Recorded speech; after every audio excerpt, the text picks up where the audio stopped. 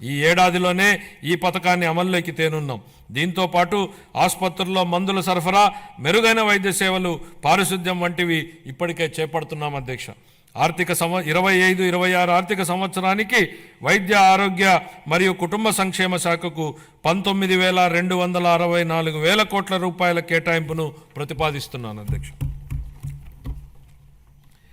పంచాయతీరాజ్ మరియు గ్రామీణాభివృద్ధి. గ్రామాలు శక్తి సంపన్నమై స్వయం సమృద్ధి మరియు సాధికారతలతో తొలతూగకపోతే దేశాభివృద్ధి అసంపూర్తిగానే ఉండిపోతుంది. దీన్ దయాళ్ ఉపాధ్యాయ అన్న మాటలు అధ్యక్ష. గ్రామీణ ప్రాంతాల అవసరాలను తీర్చాల్సిన గురుతర బాధ్యతను గత ప్రభుత్వం విస్మరించింది. రహదారులు, తాగునీటి వంటి కనీస అవసరాలను పొందడం ప్రజల హక్కు అయినప్పటికీ గత ప్రభుత్వం వీటిపై దృష్టి పెట్టలేదు. స్థానిక సంస్థల నిధులను పక్కదారి పట్టించడం వల్ల మన రాష్ట్ర గ్రామీణ ఆర్థిక వ్యవస్థలపై ఇది ప్రభావం చూపి గ్రామ పంచాయతీల హోదాను దిగజార్చింది. గౌరవనీయ ఉప ముఖ్యమంత్రి శ్రీ పవన్ కళ్యాణ్ గారి మార్గదర్శకంలో ప్రజల జీవన ప్రమాణాలు మెరుగుపరచాలనే లక్ష్యంతో మా ప్రభుత్వం గ్రామీణాభివృద్ధిలో ముందడుగు వేస్తోంది. ప్రజల చురుకైన భాగస్వామ్యంతో మా ప్రభుత్వం సమగ్ర గ్రామ పంచాయతీ అభివృద్ధి ప్రణాళికలను రూపొందించి గ్రామాలలో సిమెంట్ రోడ్లు, తార్ రోడ్లు, పశువుల పాకలు తదితర 30,000 పనులకు మంజూరు చేయడం జరిగింది.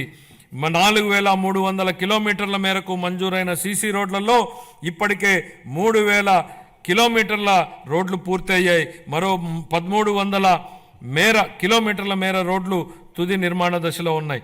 వీటి ఫలితంగా గ్రామీణ ప్రాంతాలలో పరిశుభ్రమైన వాతావరణం ఏర్పడి ఆర్థిక కార్యకలాపాలు, ఉపాధి కల్పన జరిగింది. గత ప్రభుత్వం 5 ఏళ్లుగా స్మార్ట్ ఎల్ఈడి వీధి దీపాల పథకాన్ని పూర్తిగా నిర్లక్ష్యం చేసింది. 150 కోట్ల రూపాయల మేరకు బకాయిలను చెల్లించడం ద్వారా మా ప్రభుత్వాన్ని ఈ కార్యక్రమాన్ని పునరుద్ధరించింది.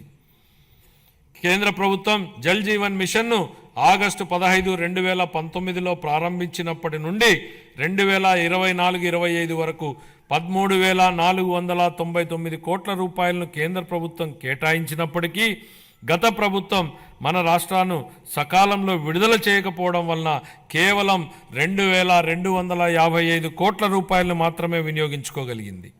ఛత్తీస్గఢ్, జార్ఖండ్, గుజరాత్, ఒడిశా వంటి రాష్ట్రాలు 23-24 సంవత్సరానికి కేంద్రం నుంచి మనకంటే తక్కువ కేటాయింపులు పొందినప్పటికీ మన రాష్ట్రం కంటే ఎక్కువ నిధులను వినియోగించుకున్నాయి.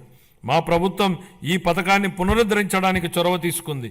మా ప్రభుత్వ అభ్యర్థన మేరకు ఈ పథకం గడువును 2028 వరకు పొడిగించిన కేంద్ర ప్రభుత్వానికి ఈ గౌరవ సభ ద్వారా ధన్యవాదాలు తెలియజేస్తున్నాను. దీనిలో భాగంగా సుస్థిర ఉపరితల నీటి రిజర్వాయర్ల నుండి 95.44 లక్షల గ్రామీణ గృహాలకు నీరు అందించాలని